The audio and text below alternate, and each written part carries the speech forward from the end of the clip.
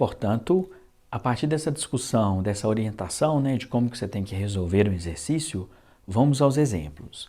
Coloquei primeiro caso, cálculo estequiométrico simples. Depois veremos o cálculo estequiométrico com rendimento, cálculo estequiométrico com pureza, depois o cálculo estequiométrico com reagente limitante e reagente em excesso. Então, esse é um exercício da UERJ, um exercício básico de estequiometria, simples, rendimento 100%, os reagentes são todos puros, não tem reagente limitante, não tem ninguém em excesso. Então, o que a gente tem que fazer primeiro é uma leitura, né, básica do exercício. Se você quiser dar um pause aí, para você ler o exercício, né, e até copiar ele no seu caderno, fique à vontade, né? Bom, a equação química a seguir representa a obtenção de ferro metálico. Ele está usando uma reação aqui para obter o ferro metálico a partir do minério de ferro. Veja que a equação já está devidamente balanceada, um bom caminho, né? E ele já deu até a equação, então a gente não precisa se preocupar com isso. Ele poderia muito bem dizer, né? Obtenção de ferro metálico a partir do óxido de ferro, na presença de carbono com formação de gás carbônico. Aí você deveria escrever a equação e deixá-la devidamente balanceada, mas ele já fez isso, né? Admitido então o rendimento de 100%, ele quer saber qual que é a massa de Fe2O3. Então ele quer a massa do reagente em quilogramas. Então é importante já destacar a unidade que ele vai querer, né? Ele quer a massa do reagente em quilograma, necessária para a obtenção de 28 quilos de ferro metálico. Então, ele já te deu qual é a massa que vai ser formada do produto, que é o ferro, e quer saber qual é a massa consumida do reagente. Então, é sempre importante, depois que fazer uma leitura, anotar os dados do problema. Então, vamos lá. A massa obtida de ferro, aí vamos colocar aqui, a massa obtida de ferro, ele já falou que é a massa de 28 quilogramas. Então, tá aí a massa de ferro obtida. Então, para obter os 28 quilos de ferro, a pergunta dele é, qual é a massa do óxido? Que é a massa do Fe2O3. Então, esta é a pergunta. Como o rendimento é 100%, os reagentes são todos puros, não temos que nos preocupar com isso, né?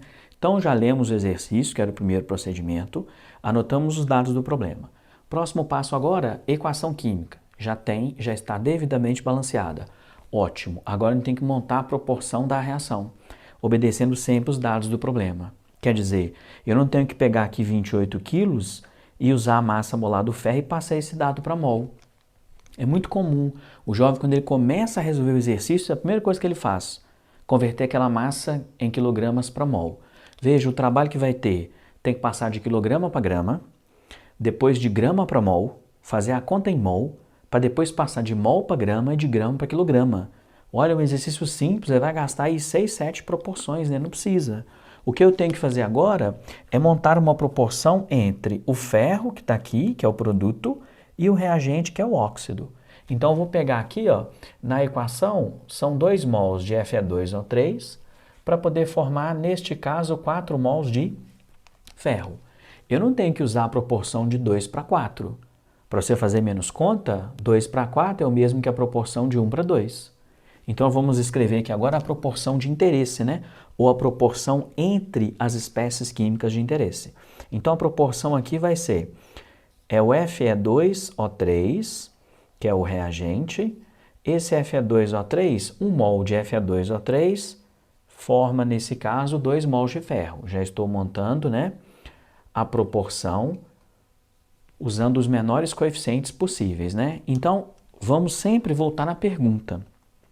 Ele quer saber qual é a massa do reagente necessária para formar 28 quilos de ferro. Então, você vai fazer a seguinte leitura. A pergunta do problema é qual é a massa do reagente necessária para formar a massa do produto. Se ele quer saber a massa do reagente necessária para formar a massa do produto, quer dizer, qual é a massa do Fe2O3 para formar 28 kg de ferro, seria interessante, nesse caso, montarmos uma proporção massa com massa. Porque quando eu montar a proporção massa com massa, eu faço uma conta só. Depois nós vamos ver que ele pode dar a massa do reagente e pedir o volume do produto. Aí você monte uma proporção massa com volume. Então, como que você vai montar a proporção? Para poder montar a proporção, você tem que ver quais são os dados do problema. E é sempre importante ir na pergunta. Eu não tenho que ler o texto de novo, a equação química a seguir. A pergunta é, Qual é a massa do óxido necessária para formar essa massa de ferro? Quer dizer, qual é a massa do reagente para formar uma massa do produto? Então, eu vou montar uma proporção massa com massa. Como aqui é 1 mol para 2, 1 mol de ferro de Fe2O3, 16 vezes 3, 48, 2 vezes 56, 116. 116, né? Aliás, 112 com 48 dá 160. Então, 1 mol de Fe2O3 corresponde a 160 gramas, porque eu tenho que montar uma proporção massa do reagente com massa do produto. 160 gramas de Fe2O3 leva à formação de 2 mols de ferro. Cada mol de ferro é 56. Como são 2 mols, dá a massa de 112 gramas. Então, já montei a proporção massa do reagente com massa do produto. Agora, qual é a massa? Qual é a pergunta? Ele quer a massa do reagente. Então, ele quer saber aqui qual é a massa do Fe2O3. Ele quer qual é a massa do óxido necessária para produzir aqui 28 quilos de ferro. Pronto, já montei a proporção. Aqui tem jovem que olha e fala assim, professor, mas pode fazer um exercício aí deixando as unidades diferentes? Por exemplo, eu estou usando ali a massa gramas e quilogramas. O jovem não tem problema. Aqui eu tenho que colocar a massa do ferro. Lembra que se tiver em grama ou quilograma, é massa. O que não pode é eu colocar aqui massa em gramas e embaixo na proporção volume em litros. Aí a proporção não faz sentido. Então eu quero a massa do reagente, que leva à formação de 28 quilos do produto. O que eu tenho que fazer agora é realizar os cálculos, que seria aí a princípio a parte mais tranquila. Porque o mais difícil que vocês acham e que os jovens têm muita dificuldade é montar a proporção. É chegar nessa proporção de maneira objetiva. Até porque aqui, ó, quando eu vou fazer o cálculo, ó, eu vou simplificar grama com grama e já vou obter a resposta em quilogramas. Aí, para andar rápido no cálculo, é sempre importante você ver se não dá para simplificar. E se a gente olhar com calma, dá, né? Se eu observar aqui, ó, 28 é um divisor de 112, né? Quer dizer que do lado direito aqui, ó, divide isso aqui por 4. Ó, por 4 não, por 5, né? Não, perdão, 4 mesmo, né? Divide ali por 4, quer dizer 28 vezes 4 dá 112. Se o lado direito for dividido por 4, divide o lado esquerdo por 4 também, já que é uma proporção. Então, se dividir os dois lados por 4, é a proporção que nós obtemos ali. Agora, se dividir por 4 o valor 160, aí você já tem que tomar cuidado, como nós já simplificamos gramas, a resposta já vai sair em quilograma. Então, 160 por 4 dá justamente os 40 quilogramas, que é a massa de óxido de ferro. Então, chegamos aí na resposta, né? São necessários, então, 40 quilos de óxido de ferro para produzir 28 quilos de ferro metálico. Então, se são 40 quilos, resposta da questão aqui deu letra B de bola. Então, vai lá no gabarito, né? Marcou a letra B. Um exercício simples, que pode virar um exercício complexo, se começar a inventar. Quando eu digo inventar, é pegar os dados do problema e começar a mudar. Começa a querer passar isso aqui para mol. Aí ele já erra quando ele vai mudar de quilograma para grama. Já fica nervoso, já errou a primeira conversão. E aí vai tendo sucessivos erros, né? E aí ele acaba que ele não consegue resolver nada. Tentei deixar de maneira organizada, tá vendo? Então, por isso que é importante ter um espaço. Se o exercício na apostila tiver esse espaço, dá para você resolver lá. Mas mesmo assim, ainda acho mais interessante você fazer no caderno, para você ter um pouco mais de destreza e começar a fazer os exercícios de maneira mais rápida, tá certo? Bom, então esse é um exemplo bem simples de cálculo estequiométrico simples. Nós vamos fazer mais 2 exemplos usando o cálculo estequiométrico simples. Então vamos ao próximo exemplo. O próximo exemplo é um tipo de exercício que aquele jovem que é medroso, que não tem tanta segurança, ele olha para o exercício assim e fala assim, ó, não sei fazer, tem mais de uma etapa. Eu não consigo fazer nem as que tem uma etapa, quanto mais as que tem 3. Ainda você pode piorar isso aqui ainda se colocar um percentual, um rendimento, aí ele entrega para Deus. E se vier um rendimento com a pureza, aí já era, esquece, não vai nem mexer. Então, assim, a sugestão é, para esses exercícios que tem mais de uma etapa, é sempre importante, quando você for montar a proporção, somar as etapas, simplificando sempre as espécies químicas intermediárias. Porque a presença de intermediário vai te fazer mais, aliás, com os intermediários você vai ter que fazer mais conta. Então, quanto menos intermediário tiver, melhor. Aí você vai pensar assim, ó, tem 3 equações. Você vai ter que montar pelo menos 3 proporções, se você não somar as etapas. Agora, se essas 3 equações se transformam em uma só, aí você tem uma proporção apenas, pelo menos uma. Porque aqui não me cobrou nada de rendimento e pureza. Então, não tenho que fazer mais proporções. Mas se o problema cobrasse rendimento e pureza, além da pergunta que está aqui, e se você não somar essas etapas, você tem que fazer 3 equações para chegar na resposta. Depois a pureza e o rendimento. 5 cálculos. Quer dizer, 5 proporções. Não vale a pena, né? Então, sempre que tiver mais de uma etapa, some as etapas, simplificando as espécies químicas intermediárias. Intermediário é sempre aquela espécie que é formada em uma etapa e consumida em outra. E as espécies intermediárias, elas não aparecem na equação global. Mas vamos lá, vamos por partes, né? Então, esse é um exemplo da PUC. Um dos efeitos da chuva ácida, causada pelo SO2 lançado na atmosfera, é a transformação do mármore. Então, o mármore é o carbonato de cálcio, né, que é o CaCO3, em gesso, sulfato de cálcio, que pode ser representado pelas seguintes equações. Estão aí, então, as equações. 3 etapas, né? O SO2 é oxidado a SO3, o SO3 é um óxido ácido em água, vai formar o ácido sulfúrico, depois o ácido sulfúrico em presença de carbonatos. Lembre que carbonatos e bicarbonatos em meio ácido se decompõem. Nessa decomposição leva sempre à formação do CO2, porque como intermediário, não veio na terceira etapa, forma sempre o ácido carbônico. Bom, aí dá para a gente ver que o SO2 lançado na atmosfera, ele vai se transformar em ácido sulfúrico. E é o ácido sulfúrico que ataca o mármore, que é o carbonato de cálcio, formando o gesso, que é o sulfato de cálcio, água e CO2. Aí vem a pergunta. Calcule a quantidade de gesso que pode ser formada, então o gesso é o sulfato de cálcio, em gramas, na CNTP, quando são lançados 44,8 litros de SO2 na atmosfera. Então observe que ele está te apresentando o volume de um reagente e pedindo qual é a massa do produto.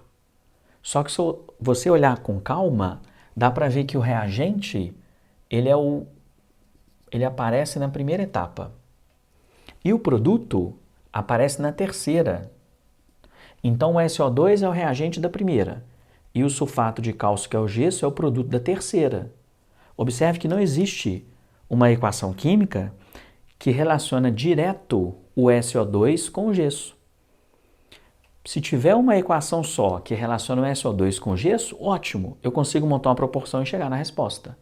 Como eu não tenho isso no exercício, eu vou ter que de alguma maneira somar essas etapas para eu poder chegar em uma proporção apenas. Mas antes disso, vamos anotar os dados do problema, né? Então a pergunta do exercício é, ele quer saber qual é a massa de gesso. Então o gesso é o sulfato de cálcio. Então ele quer a massa de gesso formada, se são lançados na atmosfera, o volume de SO2. E aí esse volume de SO2 corresponde a 44,8 litros. Ele contou para a gente que é CNTP. Então vamos colocar aqui, ó, se são condições normais de temperatura e pressão, não podemos esquecer que nessas condições, né, 1 mol de gás ocupa o volume de 22,4 litros. Então, 1 mol de gás ocupa aí o volume de 22,4 litros. Esses são basicamente os dados do problema. Observe que precisamos montar uma proporção entre o SO2, que é o reagente, e o gesso, que é o produto. E o que ele está me perguntando é, qual é a massa de gesso obtida a partir desse volume de SO2. Então já dá para você pensar na proporção. Se ele está pedindo a massa do produto a partir do volume do reagente, eu tenho que montar uma proporção volume do reagente com massa do produto. Veja que montar a proporção eu estou montando de acordo com a pergunta. Se ele quer a massa do produto a partir do volume do reagente, eu monto uma proporção volume do reagente com massa do produto, para fazer o máximo de sentido possível. Bom, esses são os dados. Agora o problema, como tem mais de uma etapa, não existe uma equação só com uma proporção direta entre o reagente SO2 e o produto gesso, porque esse SO2 é o reagente da primeira e o gesso é o produto da terceira. E como tem mais de uma etapa, os intermediários nós vamos simplificar. Quem que são os intermediários? São aquelas espécies formadas em uma etapa e consumidas em outra. O SO3 é formado na primeira e consumido na segunda, ele é o intermediário.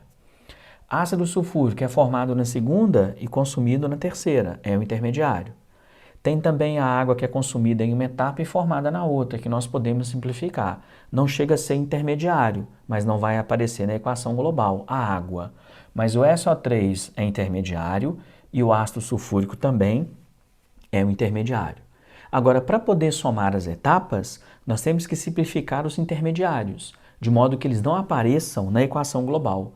Do jeito que está aqui, eu não posso simplificar, porque está consumindo 1 mol de SO3 na segunda e está formando 2 mols de SO3 na primeira. Eu tenho duas opções. Eu posso multiplicar a segunda equação por 2 para poder simplificar o SO3. Mas se eu dobrar a quantidade de ácido aqui, eu vou ter que dobrar no produto também. Então, se dobrar no produto, eu vou ter que mexer na outra equação. Então, ficaria mais simples se eu dividisse a primeira equação por 2. Então, se eu dividir, essa primeira equação toda por 2, aí onde tem 2 mols aqui vai ficar 1 mol só. Onde aqui tem 1 mol de oxigênio vai ficar meio mol de O2. E aqui vai ficar 1 mol de SO3. Agora eu começo a simplificar. Simplifico esse intermediário com esse intermediário. Simplifico esse outro intermediário com esse. E vou simplificar também a água que é consumida aqui e é formada na terceira equação. Agora eu tenho, ao somar as 3 etapas, uma equação apenas. Então vamos escrever a equação que nós chegamos nela aqui. Vai ficar então SO2, que é o primeiro reagente, vai reagir com meio mol, aí é meio mol de oxigênio. Além do SO2 do oxigênio, tem também o carbonato de cálcio, que é o CaCO3. Ali vai reagir, consumir o CaCO3, e aí nós temos a formação dos produtos. Os produtos formados, temos o gesso, que é o sulfato de cálcio, que é o CaSO4, e além do gesso tem a liberação de gás carbônico, a liberação de CO2. Agora temos uma equação. Nessa equação aqui, existe uma relação entre o SO2, que é o reagente, e o gesso, que é o produto. Então, eu só vou reescrever essa proporção aqui agora, que eu vou usar essa proporção, Então, 1 mol de SO2 leva à formação de 1 mol de gesso, que é o CaSO4, que é o sulfato de cálcio. Agora eu vou na pergunta. Ele me deu o volume de SO2 e quer saber qual que é a massa de gesso. Então a pergunta é, qual é a massa do produto a partir do volume dos reagentes? Se ele quer a massa do produto a partir de um certo volume dos reagentes, eu vou montar uma proporção volume dos reagentes com massa do produto.